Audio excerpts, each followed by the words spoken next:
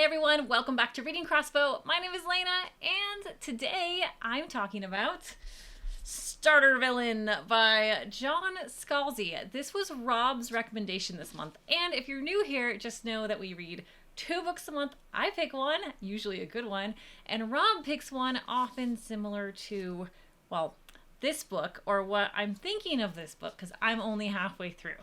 So, what we do is I give my halfway thoughts on Rob's book, and then together both of us will, kind of pick through it, no spoilers, and let you know what we thought of the book, and that happens a week after this episode. So, my thoughts. So this is a short book. This book is only 260 something pages, so super short compared to what I normally read. And in just that short amount of time, halfway through is 15 chapters. So I read 15 chapters, and I have to say it's not what I thought. This book was one that I was really excited about because hello, cover, what? This is so cool. Like, I was super stoked for this. And so far I'm not so sure. So due to the nature of this book, and how short it is, it's gonna be really hard to talk about just my halfway thoughts without giving too much away. So I've come up with something a bit different than what I normally do, which is I'm going to give you a reaction or a summation to each of the 15 chapters. And I know some of you might be thinking, don't spoil it. I promise I won't.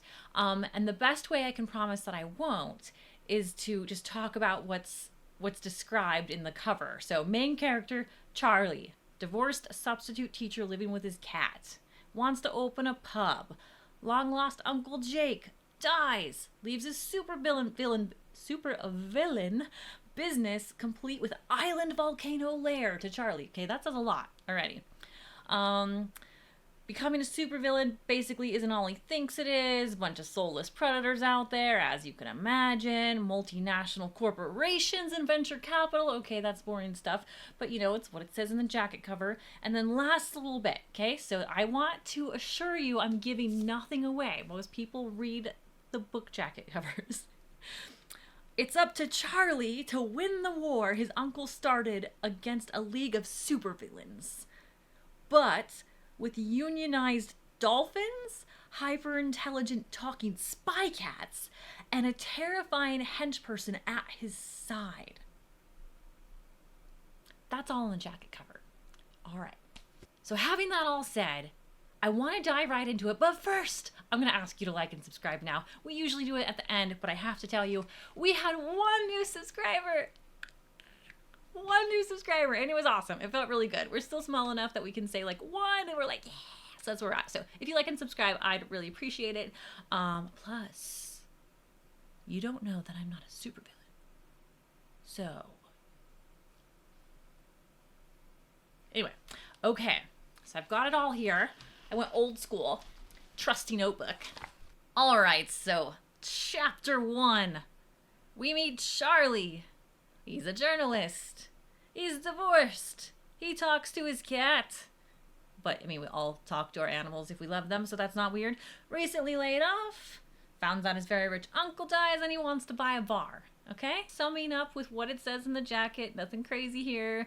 Very nice intro chapter. Charlie's down on his luck. It's funny he's named Charlie because I instantly felt like very Charlie Brown. Like, bow, bow, doo, doo, doo. He's going to go kick a ball and someone's going to pull it out from under his foot. So I felt very much like that. I should say that these chapters are only like 8 pages long. So you go through them super, super fast. This book is just... Man, if I had to sum up one thing so far, fast. His plot moves like a rocket, like a supervillain rocket. All right, chapter 2 gets another stray cat. So he has a cat in chapter 1. In chapter 2, gets another cat. So this dude is really down on his luck. We know that. Loves cats. Meets a mysterious woman. Okay, book's chugging along. What I found interesting, I'll pause kind of here and talk about this chapter a bit more, is this mysterious woman. I've noticed, now that I'm halfway through, the author, John Scalzi, doesn't really describe individuals. I'm not sure I can tell you how Charlie looks. And I definitely, other than like middle-aged white men, and I definitely can't tell you what this mysterious woman looks like. But I can tell you, I wanted to be her.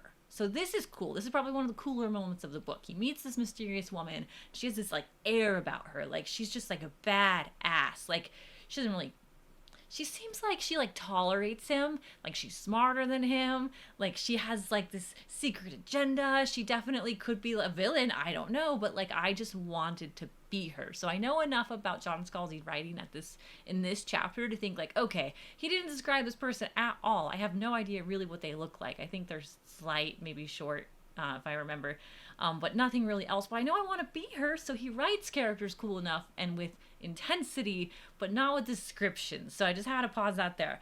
Chapter 3.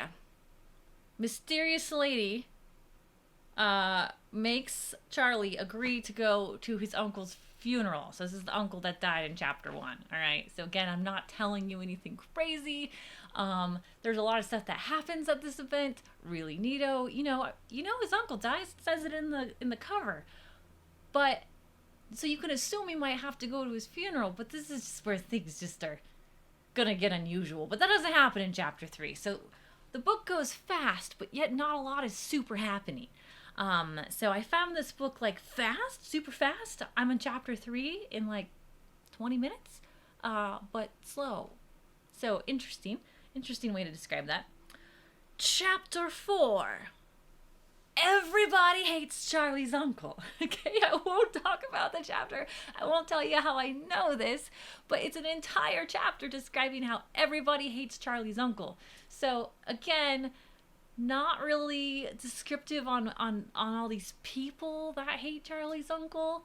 But what comes across really well is that the intense hatred. There's lots of hatred here. There's lots of curse words, lots of descriptive language. Charlie's uncle, as we know, supervillain, was a unloved man. All right, whole chapter about that. All right, chapter 5. Now this is where things get interesting. Everyone seriously hates his uncle. I'm trying to not give you spoilers. This is the best way I can do this, I promise. Everyone seriously hates his uncle. And then there's an unfortunate incident. An unfortunate incident occurs that makes Charlie have to make some interesting decisions about where the direction of his life is going to go. All right, chapter 6.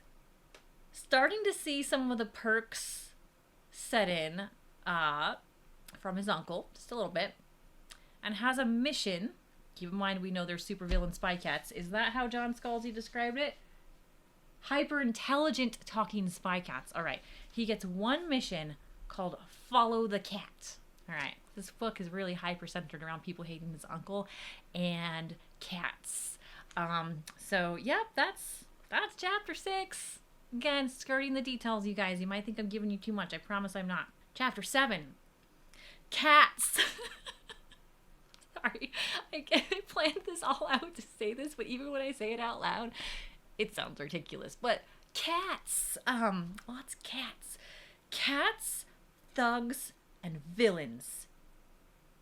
Not only that, but a supervillain conference. Now, if this sounds somewhat familiar to you, it was to me too. Because the Minions movie, where they go to the supervillain conference, that's what I thought about. Although it was like a convention. But like, suddenly we have another plot point out of Cats, and now we're into supervillain conference.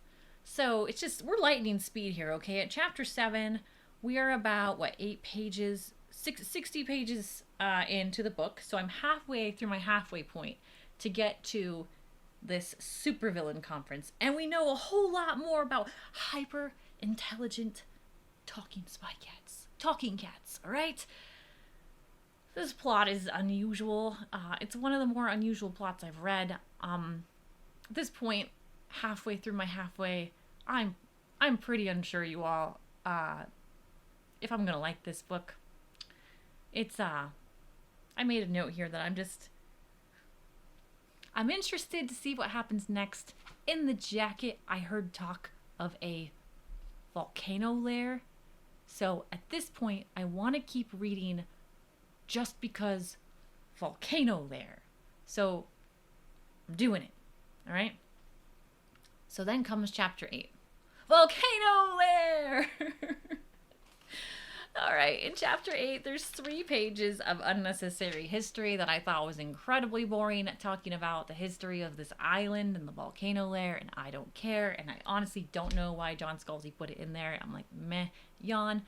You gave me Talking Cats, you gave me Volcano Lair and a supervillain conference, or talk of a supervillain conference. It hasn't happened yet, and now I have to go through like a history lesson, which, based on the pace of this book, I'm just not sure was supposed to be here. But I don't know what the hell is going on with my life anyway, and I've already sunken in like an hour of reading, and so I'm like, might as well keep going. That's the thought at this point. That's chapter 8's thought. Might as well keep going. Chapter 9. Dolphins. We go from like at least 3 chapters that are primarily focused on talking cats to now dolphins. Again, not giving anything away. This is in the jacket cover, okay?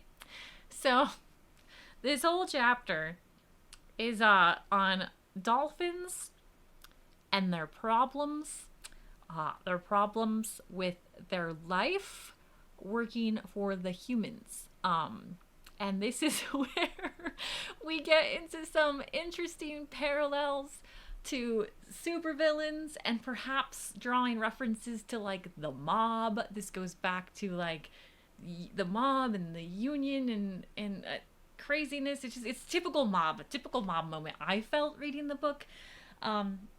And I'm nearing the end of my chapter, my halfway point, right? I'm getting close, and I'm thinking, okay, why am I still reading? I'm not so sure. This book is not super appealing to me yet. It's intriguing. I'm waiting. I'm waiting, right? It's building up to something. Chapter 10. Gadgets. Neato. That's what I wrote.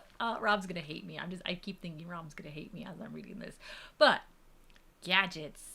Neato.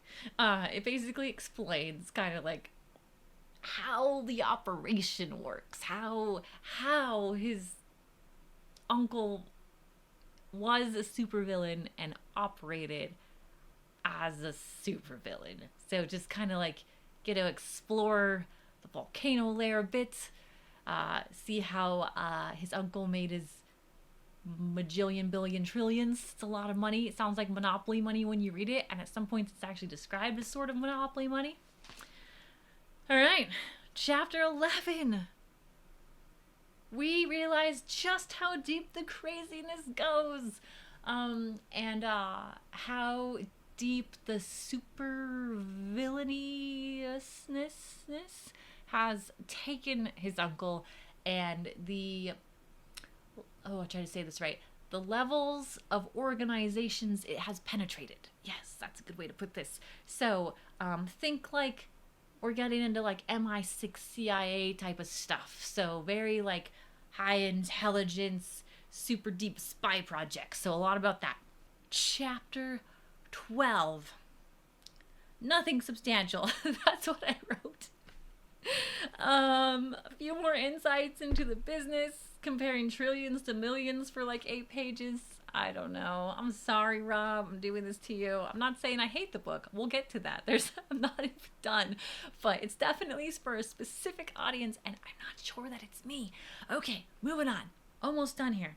We're to chapter 13 now. So this is about, I'm going to guess, like 130 pages into the 150 I've read. Dolphins! More dolphins. For some of you, this review is going to be very appealing, and you're going to be like, whoa, dolphins, cats, espionage, spy, I'm in. But for me, I was just like, meh, dolphins, dolphin unions, a lot more about that. Chapter 14 through 15, I lumped these together, is Villain Con. That's what I'm going to call it. lots of travel, getting where he needs to be, starting to experience the luxury life that his uncle had lived, and really starting to see who his uncle's companions might have been, the company that he kept, or at least the business partners that he operated with. So, yeah, that's kind of what I've walked into in this book. And so to sum all that up, I'm just gonna say, wow, I've never read a book in my entire life that was more written for a male audience than this book. Yeah, I can't imagine most women picking it up and being like, yeah, that was so great. I can't wait to refer this to my friends at book club. We can make a special martini or a cool cocktail and name it after this book, and all bring our cats and snuggle up and read Starter Villain. No, I can't picture that. And I haven't I should be fair. I don't know how it plays out. We are at VillainCon. That sounds rather promising. VillainCon sounds cool. Maybe this is where stuff blows up. Maybe this is where we get Austin Powers, like lasers on sharks. I bet I'm not too far off on that. Or we get like maybe someone else's son or long lost relative comes up out of, I don't know. Okay, this is just, you know what this book is? At first I was thinking it's a bit of screenplay in a way, because it's very, very light on descriptive like paragraphs. Like you don't, you know, we know this is on a volcanic island, but we don't, like, it's not described beautifully like I would expect, right? But we get a ton of dialogue. This book is written with so much dialogue that it feels kind of like a play or a screenplay. So I'm thinking that this is actually a cartoon that you would find on Adult Swim. And you know what? That works. Like, that totally works. So I can just say halfway through, I'm not sure that I want to read this book or that I'd be that interested in reading this book, but I have to read this book because Rob recommended it, and I have to, and we have to talk about it in next week's episode. But to be honest, I would rather just turn on Adult Swim and watch it. So, you know what? Whoever's in charge of content over there, this sounds like a great episode of something. All right, all. Thanks for tuning in. Thanks for watching. I asked you to like and subscribe earlier. Please do that. We love to see you. Check out the links below to find our Discord and join us there. Thanks, everyone.